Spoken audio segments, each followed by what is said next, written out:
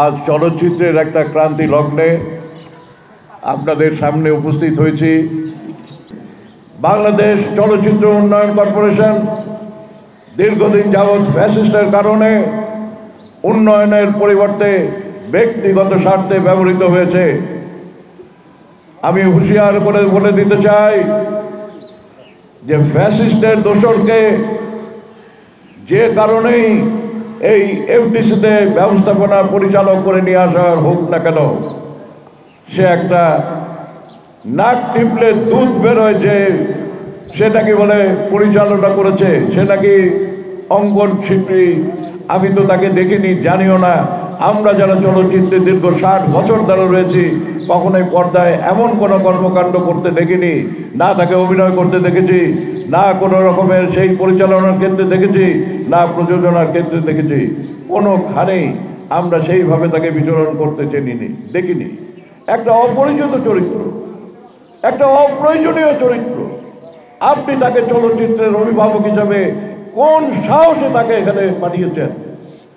আমরা প্রতিবাদ করেছিলাম এফডিসির দরজায়, আজ আমরা ভিতরে ঢুকেছি। কাল আমরা এই প্ল্যাটফর্ম থেকে ঘোষণা দিতে চাই যে ওই এফডিসির প্রশাসনিক ভবন আমরা নিয়ন্ত্রণে নেব, আমরা এই দেশের চলচ্চিত্রকে আবার পুনর্বাসন করব। আজকে আপনারা দেখবেন যে সেখানে 3 নম্বর 4 নম্বর ফ্লোর ভেঙে এডিটিং যে জায়গায় আমাদের বিল্ডিং ছিল সেগুলোকে ভেঙে এখানে দোসররা বানিয়েছে হোটেল। এটা নাকি কমার্শিয়াল বিল্ডিং হবে। কেন? কি প্রয়োজন ছিল কমার্শিয়াল বিল্ডিং করার? এটাকে তো ফিল্মের একাডেমি করতে পারতেন। যদি শিল্পকলা একাডেমি হতে পারে, যদি শিশু একাডেমি হতে পারে, যদি বাংলা একাডেমি হতে পারে, তাহলে কেন চলচ্চিত্রের একাডেমি হতে পারে না? ফ্যাসিস্টের দোসরকে, যার কোনো যোগ্যতা নেই, এই ধরনের একটা মানুষকে যদি এমডি বানিয়ে, এমডির পোস্টটা হচ্ছে একটা nucleus of the whole film. এই এমডি সম্পর্কে সবাই বলেছে, আমরা বলেছি।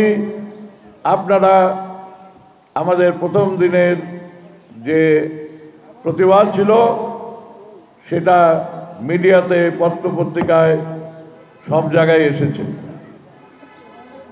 উনি বলেন যে আমি এগুলো মিথ্যা কথা, যা বলে আমি এগুলো জানি না। উনি এগুলো আমরা জানার দিকে আমাদের কানে শোনা।